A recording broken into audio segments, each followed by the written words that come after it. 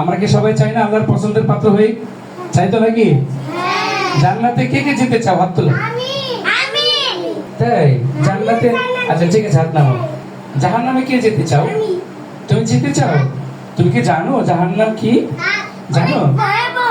বছর তো বুঝে না, ও মনে করছে না জানে স্যার কোথায় নিয়ে যেতে চাচ্ছে, তাই না? আসলে জাহান্নাম তো ভালো জায়গা না, জাহান্নাম কিন্তু পানিশমেন্টের জায়গা। ওখানে অনেক শাস্তি দিবে যারা আগুন দেখে, যে ইয়ামিন বলে দিয়েছে ওখানে অনেক আগুন থাকে। হ্যাঁ, সাপও থাকে। হ্যাঁ, যারা জাহান্নামে তারাই যাবে যারা দুনিয়াতে পচা পচা কাজ করবে, যারা দুনিয়াতে আব্বু আম্মুর কথা না শুনবে, উস্তাদের কথা না শুনবে, হ্যাঁ, কোরআন না পড়বে, নামাজ না পড়বে, পচা পচা কাজ যারা করবে, তারাই ওই জাহান্নামে যাবে, আগুনে পড়বে, সাপে কামড়াবে, তাই না? ফেরেশতারা আগুনের লাঠি দিয়ে মারবে। ভয় কেন করবে? কারণ আমরা তো সবাই এখানে ভালো ভালো কাজ করি, কোরআন পড়ি, আব্বু আম্মুর কথা শুনি, তাই না? আমরা এখানে উস্তাদের কথা শুনি। হ্যাঁ, এখন শুনতে হবে। আমরা সবাই ভালো ভালো কাজ করি, তাই না? এই জন্য আমাদের জন্য জাহান্নাম না, আমাদের জন্য কি বলো তো? সবাই বলো না, আমাদের জন্য কি? জান্নাত, শান্তি আর শান্তি, শান্তির জায়গা, তাই না? তো কি জান্নাত তো হচ্ছে শান্তির জায়গা, ওখানে আমরা অনেক আরামে থাকবো, যে যেটাই চাবো সে সেটাই পাবো, আল্লাহ আমাদেরকে সেটাই দিবেন, তাই না? এই জন্য আমাদেরকে জান্নাতে যাওয়ার কাজ করতে হবে, তা আমাদেরকে ভালো ভালো কাজ করতে হবে। এখন সবচেয়ে ভালো কাজ হবে সুন্দর করে বসে মেহমানের কথা শোনা। রাইয়ান, এখন সবচেয়ে ভালো কাজ কি হবে বলো তো? সুন্দর করে বসে মনোযোগ দিয়ে মেহমানের কথা শোনা। আমাদের মাঝে নতুন মেহমান আসছে না? এখন আমরা সবাই ভালো ছেলে ভালো মেয়ে হয়ে যাব, আর মনোযোগ দিয়ে মেহমানের কথা শুনবো, যেন এই কথাগুলো আমরা মানতে পারি, আব্বু আম্মুকে যে বলতে পারি যে আজকে আমাদের মাদ্রাসায় একজন মেহমান আসছিলেন, অনেক বড় একজন মেহমান আসছিলেন, হ্যাঁ, আমাদেরকে এই ভালো ভালো কথাগুলো বলেছেন, এই কাজ করতে বলেছেন, এইটা করতে বলেছেন, এইটা করতে নিষেধ করেছেন। এই মেসেজগুলো, এই কথাগুলো আব্বু আম্মুর কাছে পৌঁছে দিতে হবে। যদি তুমি মনোযোগ দিয়ে শোনো তাহলেই তুমি বলতে পারবে। এই জন্য ছোট্ট বন্ধুরা, এখন আমাদের মাঝে মূল্যবান ওসিয়ত পেশ করবেন এবং সবক প্রদান করবেন। আজকের সবক ও দোয়ার অনুষ্ঠানের প্রধান মেহমান মুফতি হাবিবুল্লাহ হুসাইনি, ইমাম ও খতিব, দক্ষিণ পিসি কালচার হাউজিং জামে মসজিদ। হযরতকে তার মূল্যবান তাকলিফ পেশ করার জন্য সবিনয় অনুরোধ জানাচ্ছি। আসসালামু আলাইকুম ওয়া রাহমাতুল্লাহি ওয়া বারাকাতুহু।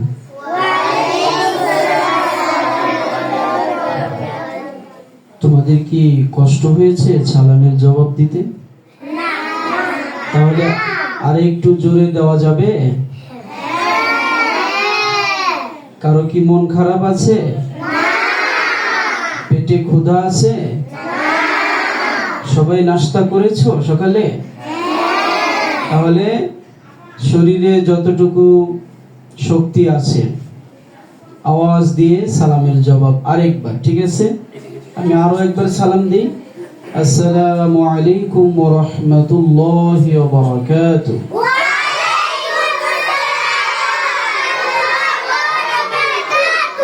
মাশাআল্লাহ মাশাআল্লাহ, জাযাকুমুল্লাহু খায়রান ফিদ দারাইন।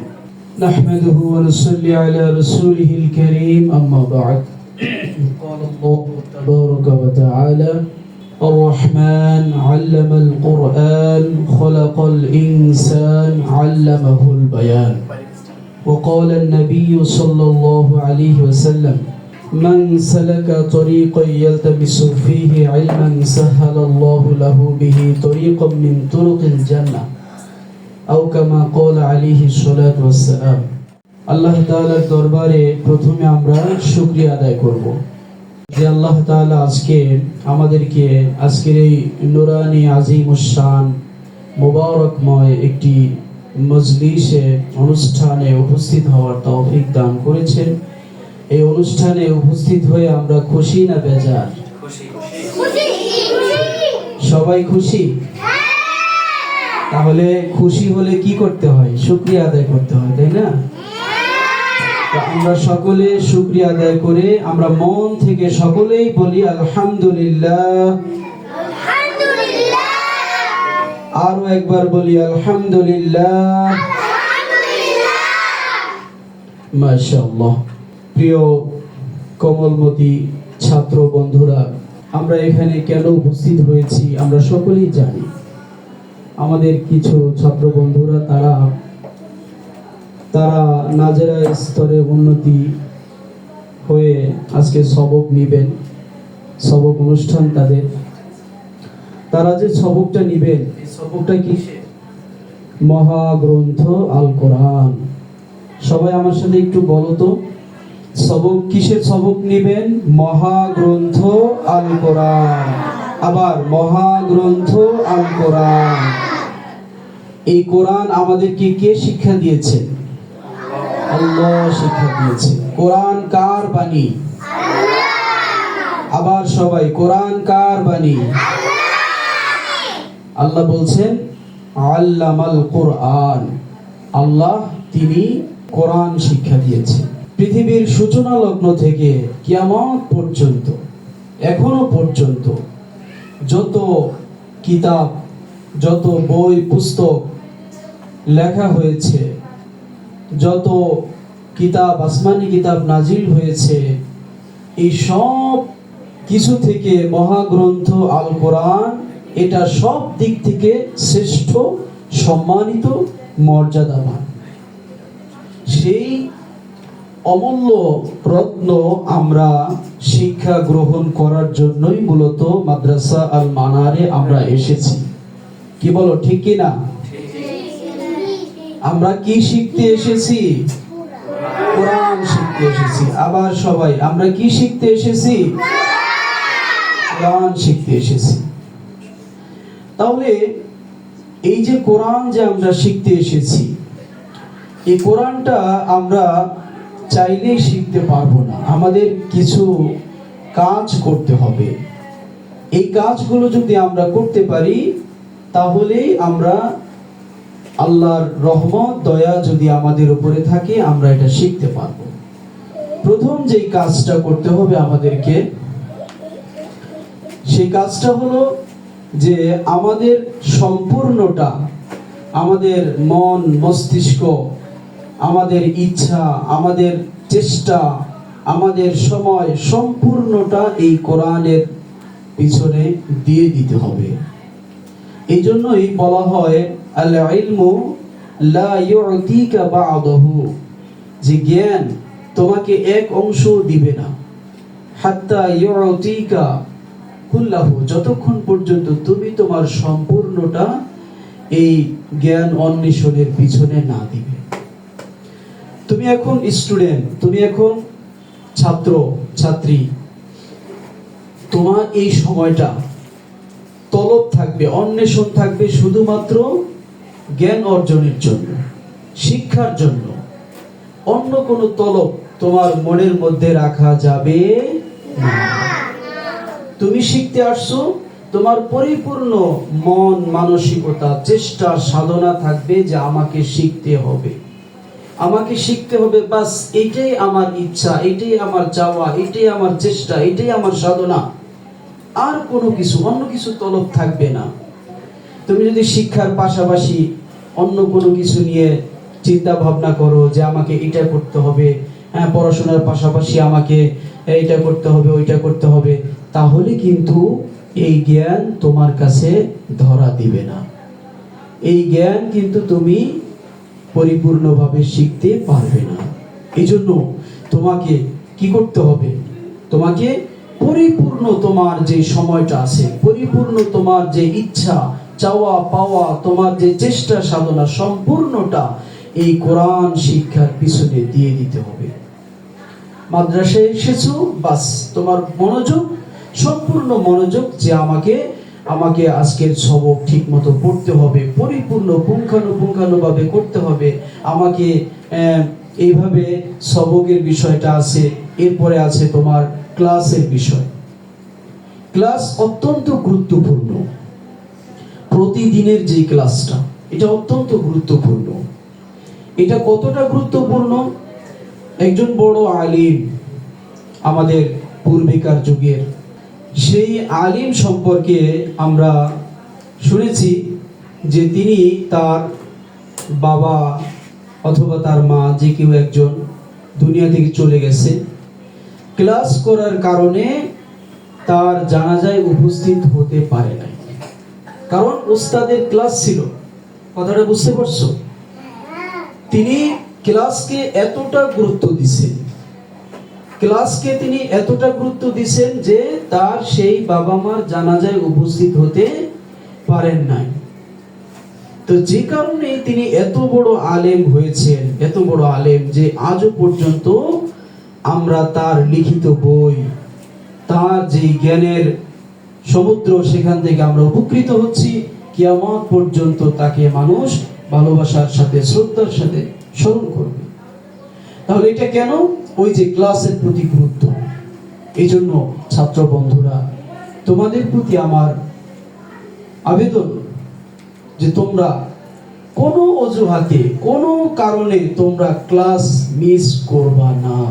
যে একটু হুজুর আজকে তো আমার বার্থডে, হ্যাঁ, তা আজকে তো আমার নানু আসছে বাসায়, হ্যাঁ, তো আজকে তো আমাকে একটু ওই খালা বাড়ি বেড়াতে যেতে হবে, আজকে তো আমার অমুকের বিয়ে আছে, আজকে তো আমার অমুক পার্টিতে যেতে হবে। এই নানান অজুহাতে যে আমরা কি করি, ক্লাস ফাঁকি দেওয়ার চেষ্টা করি। এরকম চেষ্টা আমাদের মধ্যে আছে না? আছে। কিন্তু এটা করা যাবে না।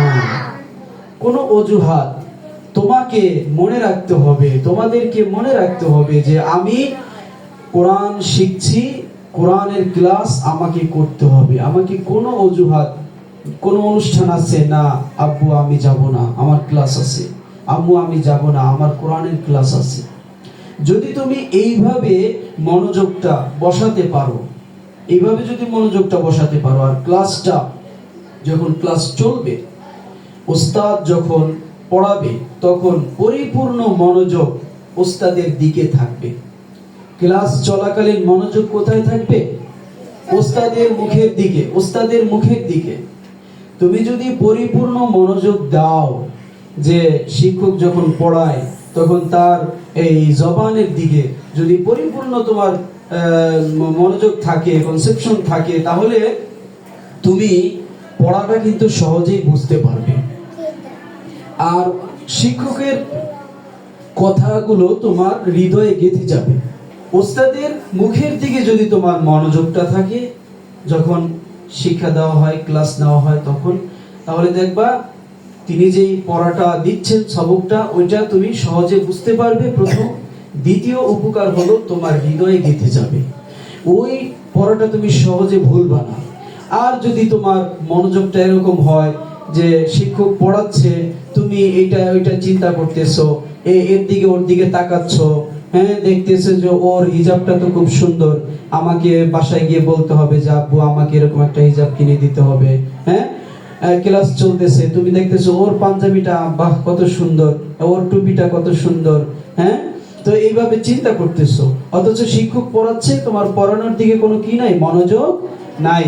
তাহলে কিন্তু তুমি ওই যে ক্লাসটা গেল, ওই ক্লাসে তুমি উপস্থিত হয়েছো ঠিকই, কিন্তু ক্লাসের পড়াটা তুমি ঠিক মতো ধরতে পারবে না, বুঝতে পারবে না, এবং তোমার ওই পড়াটা হৃদয়ঙ্গম হবে না, হ্যাঁ, ভালো করে তোমার হৃদয়ে বসবে না পড়াটা।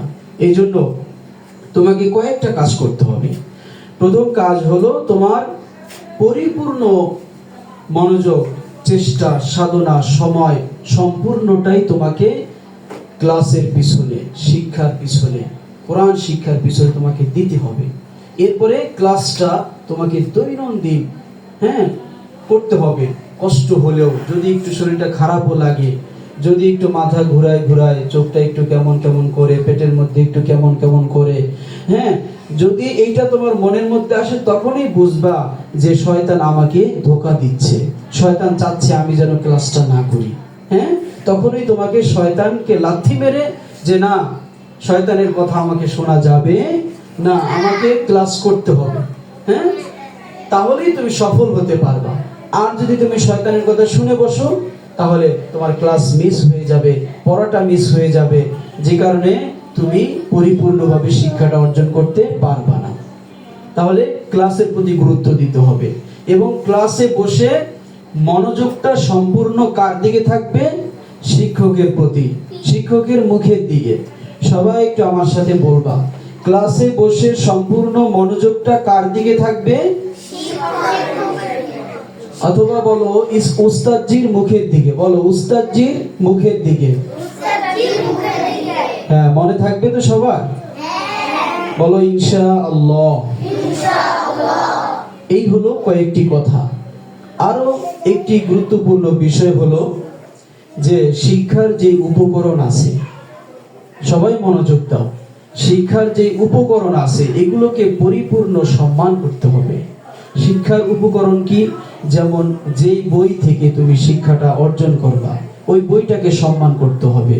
হ্যাঁ, ওই বইটা যার উপরে তুমি রাখবা, রেহাল হোক বা টেবিল হোক, যেটাই হোক, তাকেও সম্মান করতে হবে।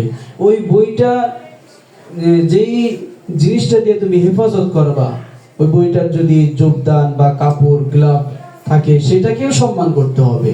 হ্যাঁ, তো এইভাবে শিক্ষার যে উপকরণ আছে, একটা কলম, যে কলমটা দিয়ে তুমি লিখবা, এরপরে একটা খাতা, এটা যদিও খাতাটা সাদা, যদিও পৃষ্ঠাটা কি সাদা, তারপরে সম্মান করতে হবে, কারণ এটা তোমার শিক্ষার উপকরণ।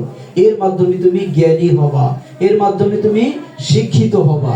হ্যাঁ, তুমি দেখো আমরা শিক্ষা অর্জনের আগে এই যে আমাদের বয়সটা, এই বয়সে আমরা কিন্তু কিছুই না। আমরা কি না? কিছুই না। আমাদের একটা শিক্ষা প্রতিষ্ঠান, আমাদের শিক্ষক যারা আছে তারা আমাদেরকে কি করে? আমাদেরকে হাতে হাতে কলমে শিক্ষা দেয় যে এইটা ভালো, এইটা মন্দ। হ্যাঁ, এইটা করলে তোমার ভবিষ্যৎ উজ্জ্বল হবে, এইটা করলে তোমার ভবিষ্যৎ অন্ধকার। এইভাবে তোমাকে পদে পদে শিক্ষা দেয়, বুঝায়, আদর করে, আবার শাসন করে, এইভাবে করে করে। হ্যাঁ, ধরো যে আমরা ছিলাম একটা কাদামাটির মতো, কাদামাটি দেখবা, ওই যে কাদামাটি থেকে ইট তৈরি হয়, তো ইটটা কি সহজেই হয়ে যায়? সহজে হয় না। ইটটা তৈরি করার আগে এই মাটিটাকে প্রথমে কি করতে হয়?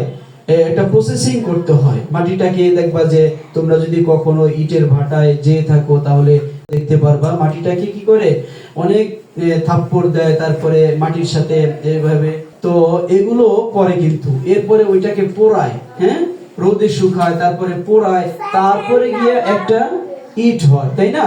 তার মানে সহজে কিন্তু ইটটা তৈরি হয় না। মাটিটা কি করে? মাটিটা নিজেকে বিলিয়ে দেয়। মাটি যদি বলে যে না, আমার গায়ে আঘাত করা যাবে না, তাহলে কি সেই ইট হবে?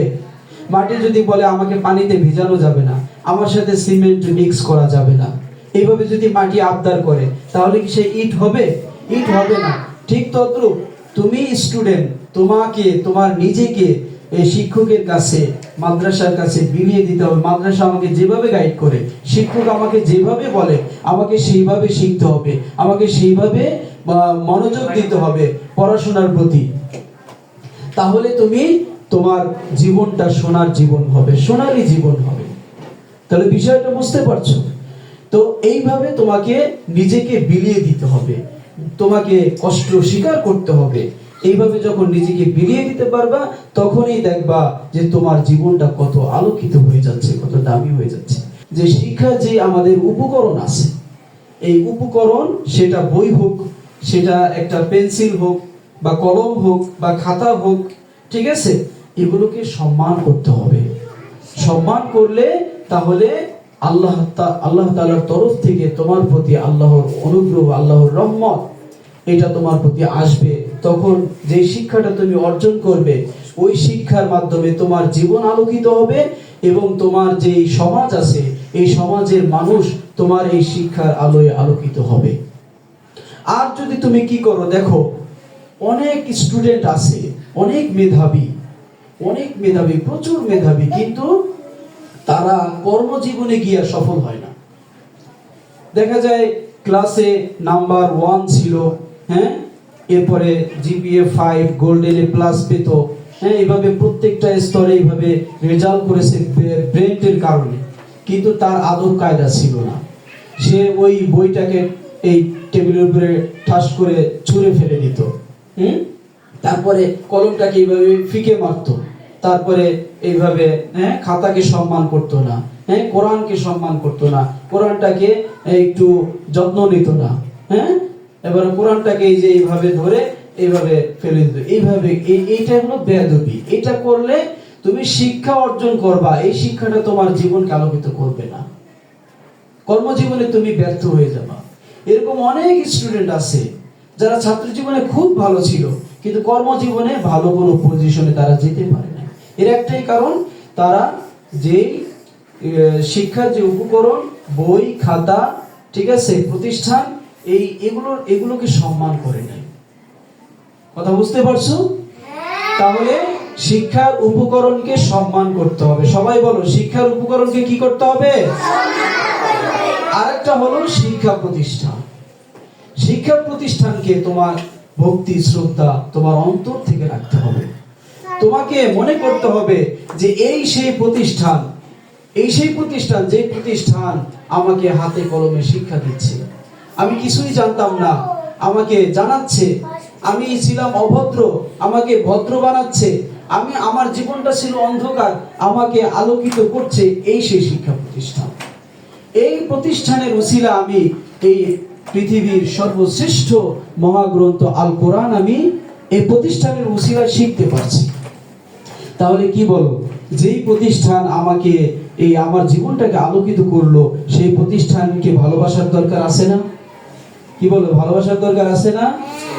আর যে প্রতিষ্ঠান আমাকে অন্ধকার থেকে আলোর পথে আনলো, আমি ছিলাম অভদ্র, আমাকে ভদ্র বানালো, আমি ছিলাম অশিক্ষিত, আমাকে শিক্ষিত বানালো, আমি কোরআন জানতাম না, আমাকে কোরআন এর পাখি বানালো, তাহলে সেই প্রতিষ্ঠানের প্রতি ভক্তি শ্রদ্ধা রাখার দরকার আছে না? আরেকটা বিষয় হলো, যার কাছ থেকে তুমি শিক্ষাটা অর্জন করবা, আমাদের শিক্ষক মণ্ডলী, শিক্ষিকা মণ্ডলী এবং আমাদের উস্তাজা যারা আছে, তাদের প্রতি ভক্তি শ্রদ্ধা রাখতে হবে। বর্তমানে ছাত্র সমাজের সবচেয়ে বড় যে দুর্বলতা, সেটা হলো তারা শিক্ষককে পরিপূর্ণ মূল্যায়নটা করে না। তুমি যার কাছ থেকে শিক্ষাটা নিবা, তাকে তোমাকে পরিপূর্ণ ভক্তি শ্রদ্ধা করতে হবে। তার সাথে কখনোই বেয়াদবি করা যাবে না। এই জন্যই বলা হয় বেয়াদব মাহরুমে গশতাস ফজলে রব। যারা বেয়াদবি করে তারা আল্লাহর অনুগ্রহ থেকে বঞ্চিত হয়ে যায়। তাহলে শিক্ষকদের কি করতে হবে? সম্মান করতে হবে। সকলেই বলো, শিক্ষকদের কি করতে হবে? শিক্ষিকাদের কি করতে হবে? সম্মান করতে হবে। এইটা মনে থাকবে তো ইনশাআল্লাহ? তাহলে পরিপূর্ণ শিক্ষকদের সম্মান করবা। আরেকটা বিষয় হলো খেদমত। বলতে পারো, হুজুর আমরা তো ছোট, আমরা কি খেদমত করব? তোমরা যেটা পারো সেটা করবা। তোমরা কি পারো? তোমরা পারো, ধরো যে শিক্ষক তোমাকে আধা ঘন্টা যাবত পড়াচ্ছে, ক্লাস করাইতেছে, তুমি বুঝতে পারলা শিক্ষকের কথা বলতে কষ্ট হচ্ছে, তার একটু পানির পিপাসা লেগেছে, তুমি কি করলা? নিজের বুদ্ধি খাটিয়ে তুমি এক গ্লাস পানি এনে শিক্ষককে দিলা। তো সে পানিটা খেয়ে তার মন থেকে একটা দোয়া আসবে। সে মন থেকে যে দোয়াটা করবে, এই দোয়ায় তোমার জীবন চমকায় যাবে, তোমার জীবনটা আলোকিত হয়ে যাবে। হ্যাঁ, তো এইভাবে খেদমত। তো এরপরে বাসায় গেলে দেখবা যে বাবা মাকে আমরা বর্তমানে শুধু প্রেসার দিই যে আব্বু এটা লাগবে, আমার একটা জামা এটা কিনে দিছো, আমার বান্ধবীটা কিনছে ওইটাও দিতে হবে, জুতা আমাকে এটা দিছো, আমার বন্ধু ওইটা কি ওই রকম জুতা কিনছে আমাকে ওইটাও দিতে হবে। এরকম শুধু প্রেসারই দিই বাবা মাকে। প্রেসার না দেওয়া।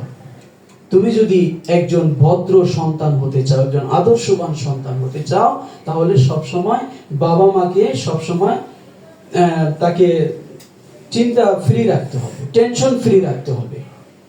সব সময় ধরো বাবা বাজার করে নিয়ে আসছে, তুমি আগে গিয়ে যে আব্বু আমার জন্য কি আনছো, আম্মু আমার জন্য কি আনছো, এটা না বলে যে তার হাতে যে ব্যাগটা আছে, যে আব্বু আমার কাছে দাও আমি নিয়ে দিই। দেখবা তোমার বাবা এত খুশি হবে, তোমার জন্য তো অবশ্যই কিছু নিয়ে আসবে। অবশ্যই কিছু নিয়ে আসবে, তাই না? না আনলেও মন খারাপ করবা না যে বাবা আজকে আনতে পারেনি, হয়তো কোনো সমস্যা ছিল, আগামীকাল আনবে, ঠিক আছে? এই জন্য বাবাকে বলবা না যে তুমি কিছু নিয়ে আসলা না, এটা সেটা কান্নাকাটি করা। তাহলে বাবার মনে কি লাগে? কষ্ট লাগে যে আমার সন্তানের জন্য আমি কিছু আনতে পারলাম না। হ্যাঁ, তো এই জন্য এরপরে ধরো যে বাবা অফিস থেকে আসছে, মা কাজ করতেছে, দেখবা ক্লান্ত হয়ে যায় কাজ করতে করতে, এরকম হয় না? ঘাম ঝরতেছে, হ্যাঁ, তো মাকে কি করলে? একটু বাতাস করে দিলা অথবা এক গ্লাস পানি এগিয়ে দিলা। বাবা অফিস থেকে আসছে, বাবাকে বসায়া, বাবা এখানে একটু বসো, চেয়ারে বসো, হ্যাঁ, বসায় এক গ্লাস পানি ঢেলে দিলে, না বাবা তুমি কষ্ট করে আসছো, এই পানিটা খাও। এই যে সামান্য খেদমত, এটা কিন্তু কষ্টের কাজ না। এটা কি কষ্টের কাজ?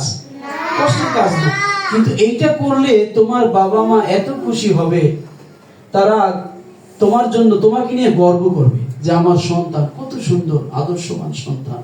তাদের মন থেকে যে একটা দোয়া আসবে, এই দোয়ায় দেখবা তোমার জীবন আলোকিত হয়ে যাবে। এরপরে কিছু কিছু কাজ করবা তোমরা, যে কাজগুলো করলে মনের মধ্যে যে অহংকার জমে, অহংকার চলে যাবে। সেই কাজগুলো হলো, যেমন তুমি মাদ্রাসায় আসলা, এসে দেখলা যে ওই যে গেটের সামনে যে জুতাগুলো রাখা আছে, দেখবা যে জুতোগুলো এলোমেলো, এদিক সেদিক, হ্যাঁ, আবার উপরের তলার মানুষের যাইতে কষ্ট হবে, তুমি একটু জুতাগুলো সুন্দর করে গুছিয়ে এক সাইডে রেখে দিলা। এই কাজটা করলে তোমার মনের অহংকার কমে যাবে। তুমি সবসময় অহংকার কমানোর সবচেয়ে বড় টিপস এটা, যে তুমি বড়, তোমাকে তোমার থেকে ছোট কাজ করতে হবে, এটা অহংকার কমানোর জন্য। কথা বুঝছো? তাহলে মনের অহংকার কমে যাবে। অহংকার যত কম থাকবে তোমার জীবনটা তত সুন্দর হবে। পৃথিবীতে যত মানুষ তাদের জীবন ধ্বংস হয়েছে অহংকারের কারণে। অহংকার এটা খুবই খারাপ জিনিস। দেখো এই যে ইবলিস শয়তান, ইবলিস শয়তান একজন ফেরেশতাদের শিক্ষক ছিল, মুআল্লিমুল মালায়েকা, এবং পৃথিবীর সবচেয়ে বড় জ্ঞানী, বড় শিক্ষিত ছিল। সেই ইবলিস শয়তান, তার নাম ছিল আজাজিল ফেরেশতা। সে আজাজিল থেকে ইবলিস কিভাবে হলো? শুধুমাত্র অহংকার করার কারণে। অহংকার করছে, সে বলছে যে আমি কেন আদমকে সিজদা করব, আমি তো আগুনের তৈরি, আর আদম তো মাটির তৈরি, তা মাটি থেকে তো আগুন উত্তম, কারণ আগুনের স্বভাব উপরের দিকে ওঠা, মাটির স্বভাব নিচের দিকে যাওয়া। এই অহংকার করার কারণে সে কি হয়েছে? আল্লাহর লানত তার গলায় ঝুলে গেছে, সে ওই আজাজিল ফেরেশতা থেকে ইবলিস হয়ে গেছে। এই জন্য কখনোই মনের মধ্যে অহংকার রাখবা না। তো অহংকার দূর করার জন্য মাঝে মাঝে এই কাজগুলো করতে হবে। এরপরে তুমি মনে করো যে তুমি একটু মেধাবী স্টুডেন্ট, তোমার থেকে দুর্বল স্টুডেন্ট আছে, তোমার থেকে তুমি একটু ধনী টাকা পয়সার দিক থেকে, তোমার থেকে একটু দুর্বল স্টুডেন্ট আছে, তাদেরকে সালাম দেবে, তাহলে তোমার অহংকার কমবে। হ্যাঁ, তুমি মেধাবী, যারা একটু দুর্বল তাদেরকে তুমি পড়ায় সহযোগিতা করবা, হ্যাঁ, তুমি নিজে থেকে করবা, তাহলে তোমার অহংকার কমে যাবে। এই কাজগুলো করবা, এগুলো করলে তোমার জীবন চমকায় যাবে। এরপরে আরেকটা বিষয় হলো আল্লাহর ভয় অন্তরে সব সময় রাখা। আল্লাহর ভয়, যে আমাকে কে সৃষ্টি করছেন? আর রহমান আল্লামাল কোরআন খলাকাল ইনসান, এই মানব জাতিকে কে সৃষ্টি করছেন? সবাই বলো, তোমাকে আমাকে কে সৃষ্টি করছে? আল্লাহ। আমাদেরকে আল্লাহ সৃষ্টি করছে। আল্লাহ আমাদের সৃষ্টিকর্তা, আল্লাহ আমাদের রিজিক দাতা, আল্লাহ আমাদের পালনেওয়ালা, হ্যাঁ, আল্লাহ সব কিছু আমাদের জন্য করেছে। আল্লাহর ভয়টা রেখে আমাদের কি করতে হবে? আল্লাহর ভয় রেখে আমাদেরকে এখন থেকে নামাজে অভ্যস্ত হতে হবে, নামাজের অভ্যাসটা গড়ে তুলতে হবে, যে আমি নামাজ পড়বো আমার নাজাতের জন্য, আমার জীবনকে সুন্দর করার জন্য। নামাজ পড়লে আমি যদি আল্লাহর হুকুম পালন করি, আল্লাহ আমার জীবনের সকল চাহিদা মিটিয়ে দিবে, পূরণ করে দিবে। এজন্য আমাদের কি করতে হবে? নামাজ পড়তে হবে। নামাজ ছাড়া যাবে না? সবাই বলো, নামাজ ছাড়া যাবে না? আমরা কয় ওয়াক্ত নামাজ পড়বো? কার ভয় করব? কার সন্তুষ্টির জন্য করব? আল্লাহকে খুশি করার জন্য করব। এবং ছোট বড় সকলকে আমরা সালাম দিব আগে। সালাম কি পরে দেব না আগে? সালাম কি আগে দেব না পরে? আগে দেব। ধরো তুমি স্টুডেন্ট, তুমি ছোট মানুষ, তুমি যদি তোমার আব্বুকে, তোমার আম্মুকে, তোমার চাচাকে, তোমার বড় ভাইকে, হ্যাঁ, তুমি যদি প্রথমে সালাম দিয়ে দাও, দেখবা যে সে বুঝতে পারবে যে এই সন্তানটা কত সুন্দর, আদর্শবান সন্তান, তার মন থেকে একটা দোয়া চলে আসবে, তাই না? তাহলে আমরা সব সময় সালাম দিব।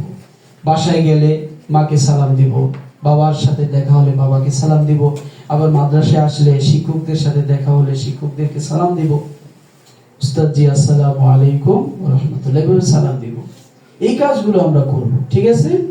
তাহলে সময়ের গুরুত্ব দিতে হবে। পরিপূর্ণ সময়টাকে তোমাকে এই কোরআন শিখার পিছনে দিয়ে দিতে হবে। প্রতিষ্ঠানে যখন আসছো তখন আর ওই বাসার চিন্তা করা যাবে না, তখন আর ওই যে এলাকার যে বন্ধু বান্ধব, বাসায় গেলে যাদের সাথে চলাফেরা করো তাদের চিন্তা করা যাবে। মাদ্রাসায় আসলে পরিপূর্ণ মনোযোগটা তোমাকে মাদ্রাসায় দিয়ে দিতে হবে, যে আমি মাদ্রাসায় আসছি মানে আমার এখন পরিপূর্ণ সময়টা আমাকে শিখতে হবে, কোরআন শিখতে হবে। এই কোরআন দেখো আল্লাহ তাআলা আমাদেরকে দয়া করে, অনুগ্রহ করে আমাদেরকে দিয়েছে। এই কোরআন যে আমাদেরকে দিয়েছে এটা আমাদের জীবনের সবচেয়ে বড় পাওয়া। কারণ হলো আল্লাহ তাআলা এই কোরআন, ইন্না আরাদনাল আমানাতা আলাস সামাওয়াতি ওয়াল আরদি ওয়াল জিবালি ফাআবাইনা আইয়াহমিলনাহা। প্রথমে আল্লাহ তাআলা আসমানকে এই কোরআন নেওয়ার জন্য আল্লাহ বলছেন, আসমান বলছে যে না, আমি এটার ভার নিতে পারবো না। এরপর আল্লাহ জমিনকে বলছে আমানাত আলাস সামাওয়াতি ওয়াল আরদি ওয়াল জিবাল, জমিনকে বলছে। এরপর আল্লাহ পাহাড়কে বলছে। কেউ এটা নিতে স্বীকার করে নাই। দেখো, একটা বোঝা যদি তুমি বড়, তুমি যদি না পারো, তাহলে এইটা কি তোমার চেয়ে যে বড় আরো শক্তিশালী তাকে দেওয়ার কথা না? তাকে না দিয়ে তুমি যদি ও তোমার থেকে ছোট ওর কাছে দাও, তাহলে ও পারবে না। তাহলে প্রথমে আল্লাহ আসমানকে দিলেন। আসমান হলো সবচেয়ে বড়। আসমান কি সবচেয়ে বড়? আসমান বললো যে না, আমি পারবো না। কোরআন আল্লাহ জমিনকে দিলেন, আসমান থেকে জমিন ছোট। জমিনও বললো যে না, আমরা এটার ভার বহন করতে পারবো না। মানে উল্টা দিকে আসতেছে। এরপরে জমিন যখন অস্বীকার করলো, এরপর আল্লাহ পাহাড়কে অফার করলো যে তুমি কোরআন নাও। সে বললো না, কোরআনের ভার আমিও নিতে পারবো না। এরপর আল্লাহ মানব জাতি তারা নিজেরা চেয়ে নিল যে আল্লাহ আমাদেরকে কোরআন দেন। উম্মতে মুহাম্মাদি তারা বললো আমাদেরকে কোরআন দেন। তাহলে মানুষ তো আরো ছোট, আসমান থেকে জমিন ছোট, জমিন থেকে পাহাড় ছোট, পাহাড় থেকে মানুষ সবচেয়ে ছোট। এই ছোট প্রাণীটাকে দেওয়া হলো, আর তারা এটার ভার গ্রহণ করলো।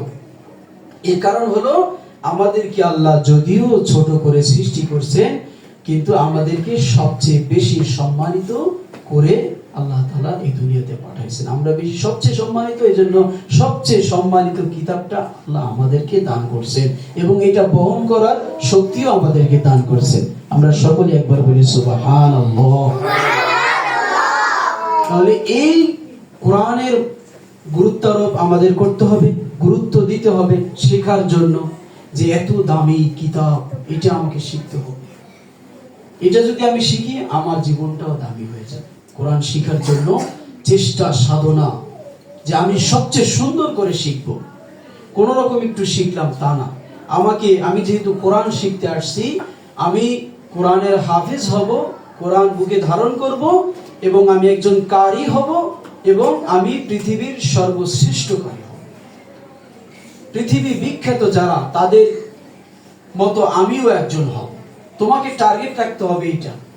তুমি যদি মনে করো যে না, ও মাদ্রাসায় আসছি, কোন রকম একটু কোরআন শিখবো, নামাজ কালাম পড়তে পারলেই তো হয়, তাহলে কিন্তু তুমি এই কোরআন থেকে যতটুকু শিখবা ততটুকুই ফায়দা অর্জন করবে। এই জন্যই বলা হয় কদরুল কাদ্দে তুকতাসাবুল মাহানি, তুমি যতটুকু চেষ্টা করবা ততটুকুই তুমি অর্জন করতে পারবা।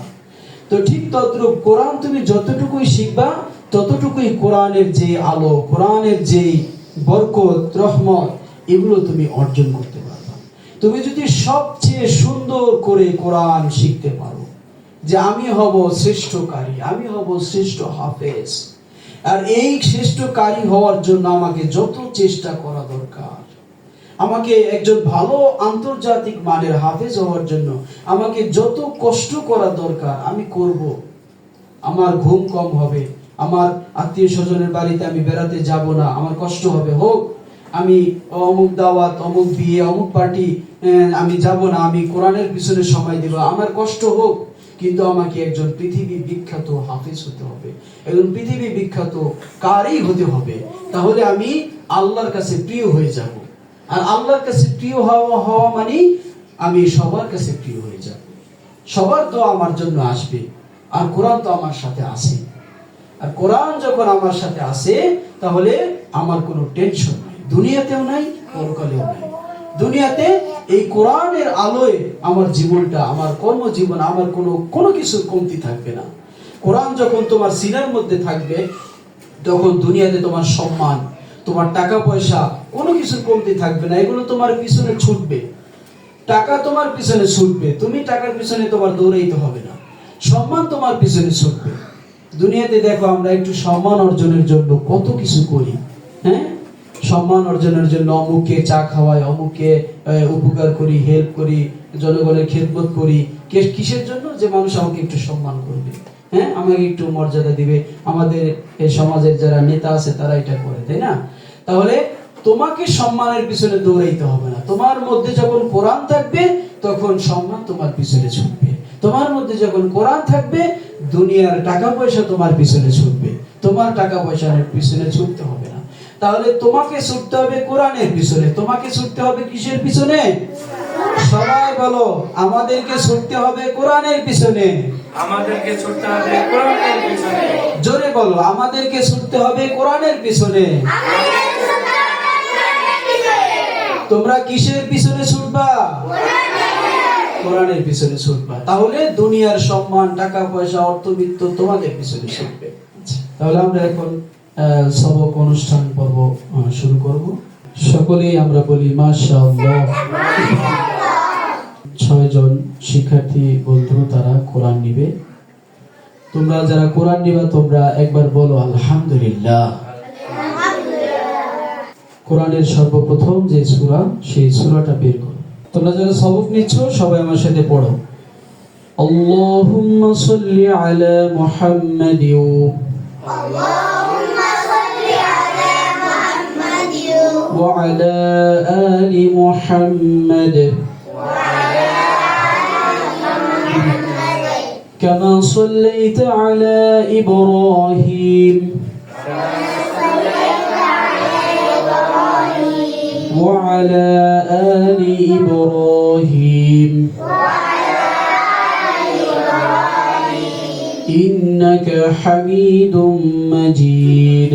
إنك حميد مجيد. اللهم بارك على محمد اللهم بارك على محمد وعلى آل محمد وعلى آل محمد كما باركت على إبراهيم كما باركت على إبراهيم وعلى آل إبراهيم وعلى آل إبراهيم إنك حميد مجيد. إنك حميد مجيد.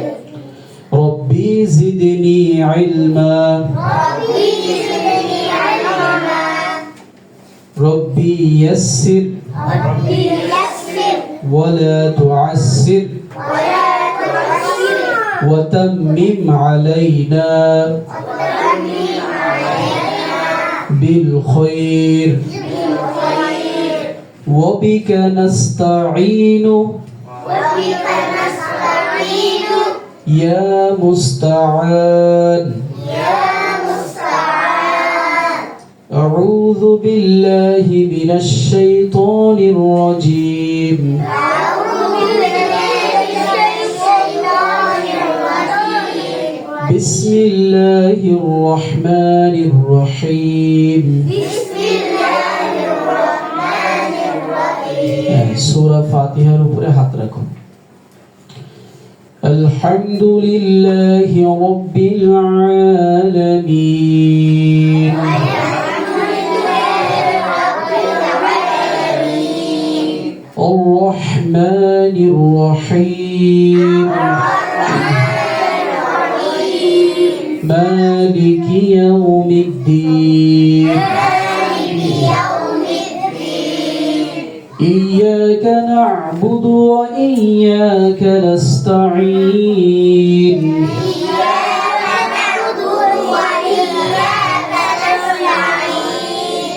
اهدنا الصراط المستقيم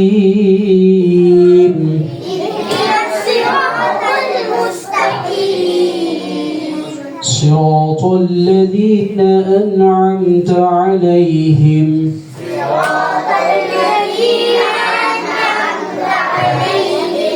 غير المغضوب عليهم ولا الضالين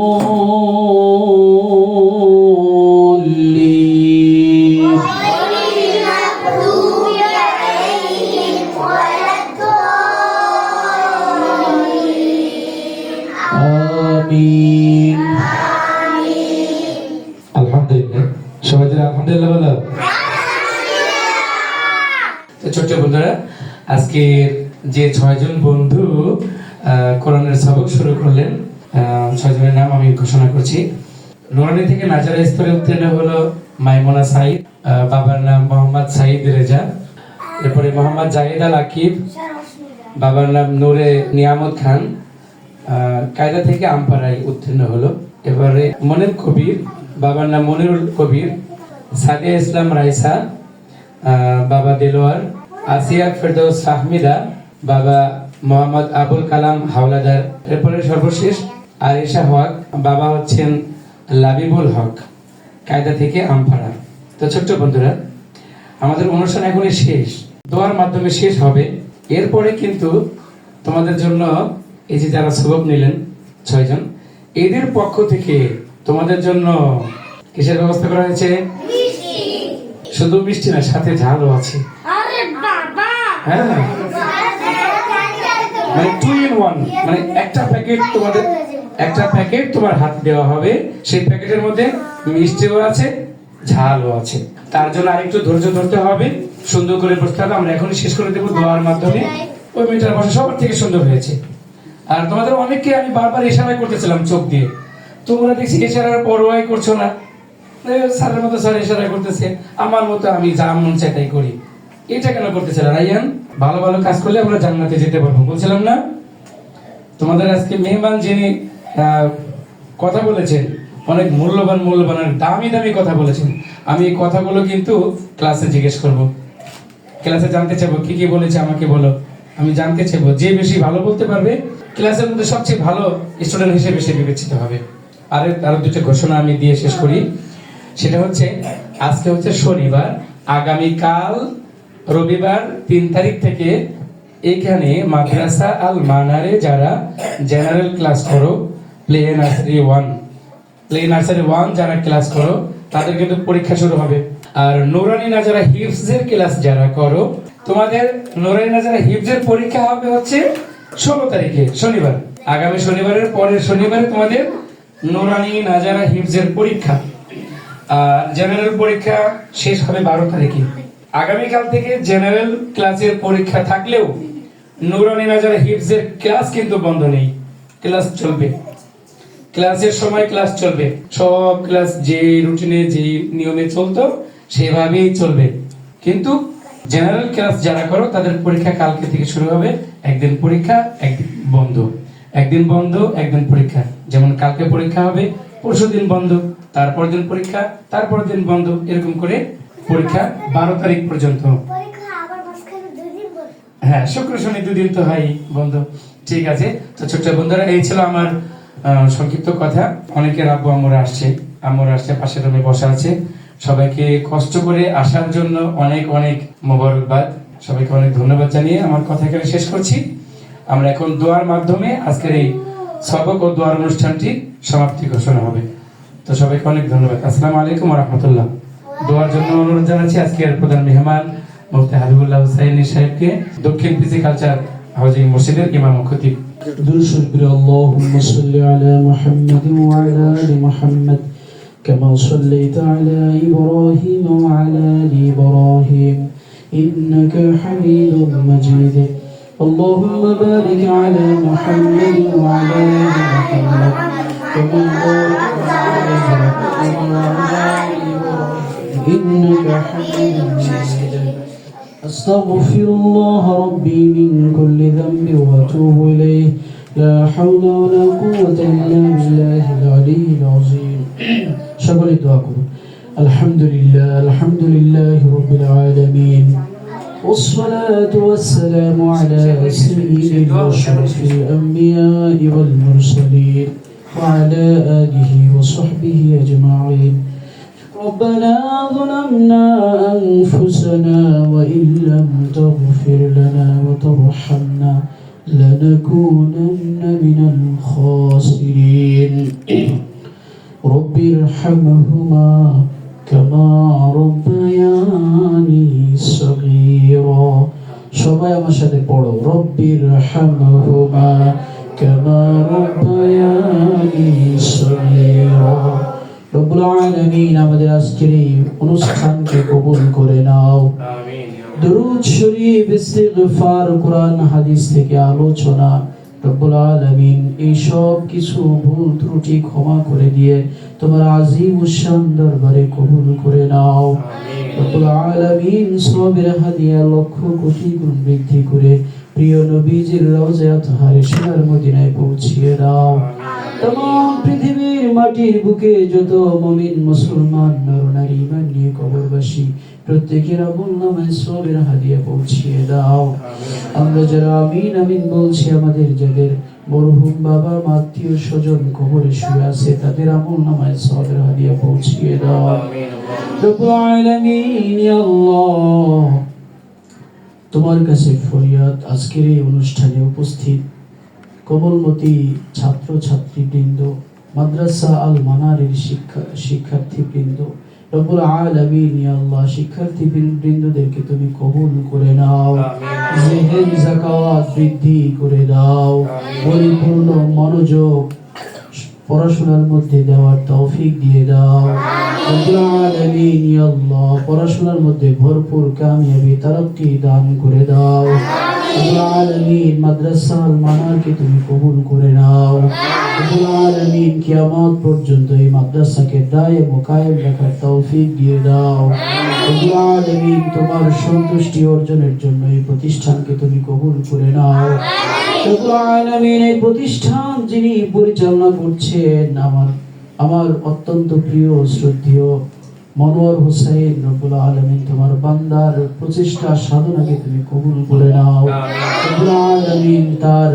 পরিকল্পনার মধ্যে তার জেহেন যাকাতের মধ্যে আরো ভরপুর বারাকা দান করে দাও রব্বুল আলামিন ইয়া আল্লাহ পরিচালনার মধ্যে আরো বারাকা দান করে দাও যোগ্যতার মধ্যে আরো বারাকা দান করে দাও তিনজনের প্রতিষ্ঠানকে উত্তরোত্তর উন্নতির চূড়ান্ত পর্যায়ে নিয়ে যেতে পারে সেই তৌফিক দিয়ে দাও তার দিলের যে মাকসাদ দিয়ে প্রতিষ্ঠান শুরু করেছেন সেই মাকসাদে তাকে কামিয়াবি দান করে দাও রব্বুল আলামিন শিক্ষক বৃন্দ শিক্ষিকা যারা রয়েছে রব্বুল আলামিন তাদের চেষ্টা সাধনাকে তুমি কবুল করে নাও রব্বুল আলামিন তাদের চেষ্টার ফসল হিসেবে যেন এই ছোট্ট ছোট্ট সোনামণিরা তারা যেন তাদের জীবনে কোরআনের পাখি তারা যেন হতে পারে তারা যেন তাদের জীবনকে আলোকিত করতে পারে রব্বুল আলামিন সেই হিসাবে শিক্ষক শিক্ষিকাদের শ্রমকে তুমি কবুল করে নাও রব্বুল আলামিন ইয়া আল্লাহ এই ছাত্র বন্ধুরা তারা যেন এই কোরআনের শিক্ষা নিয়ে তারা যেন সমাজ ও দেশকে আলোকিত করতে পারে সেই তৌফিক দিয়ে দাও সকলকে কোরআনের হাফেজা হওয়ার তৌফিক দিয়ে দাও রব্বুল আলামিন আমরা যে নসিহাগুলো এখানে শুনলাম আমাদের আমলি জীবনে বাস্তবায়ন করার তৌফিক দিয়ে দাও রব্বুল আলামিন এই প্রতিষ্ঠানের যত সংকট আছে সকল সংকটকে দূর করে দাও রব্বুল আলামিন আসমানি জিসমানি সকল প্রকার বাধা বিপত্তি সকল প্রকার বিপদ থেকে তুমি হেফাজত করে নাও হিংসুকের হিংসা নিন্দুকের নিন্দা থেকে হেফাজত করে নাও রব্বুল আলামিন আমাদের সকলকে তোমার খাঁটি মাহবুব বান্দা বান্দি হিসাবে কবুল করে নাও অভিভাবক অভিভাবিকা বৃন্দ যারা এখানে উপস্থিত হয়েছেন যারা আছেন আল্লাহ সকলের তাদের যে মনের আশা, যে আশা নিয়ে তারা তাদের সন্তানদেরকে মাদ্রাসা আল মানারে দিয়েছে, তাদের মনের আশা পূরণ করার তৌফিক দিয়ে দাও। রব্বুল আলামিন, এই সন্তানগুলো যেন তাদের বাবা মার কলিজা শীতল করতে পারে, সেইভাবে শিক্ষা অর্জন করার তৌফিক দিয়ে দাও। وصلى الله تعالى على خير خلقه سيدنا محمد وآله وصحبه أجمعين، وارحمنا معهم برحمتك يا أرحم الراحمين، واجعل آخر كلامنا عند الموت كلمة طيبة لا إله إلا الله